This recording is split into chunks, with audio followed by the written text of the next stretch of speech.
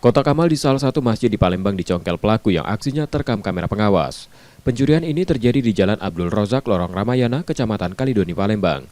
Ketua RT 10 Kalidoni menjelaskan, pelaku berjumlah 2 orang, satu menunggu di luar dan satu yang melakukan pencurian. Dalam aksinya pelaku masuk melalui jendela masjid yang dicongkel menggunakan obeng, kemudian merusak 2 kotak amal. Uang dalam kotak amal yang diperkirakan mencapai 3 juta rupiah raib dibawa pelaku. Kejadian tersebut terjadi pada Sabtu pekan lalu saat kondisi masjid sepi.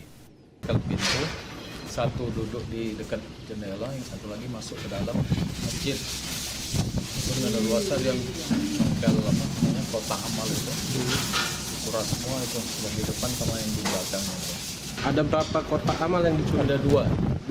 Tapi di dalam satu kotak itu ada sisa uang sekitar 241.000. Total uang yang dicuri dari 2 kotak itu berapa?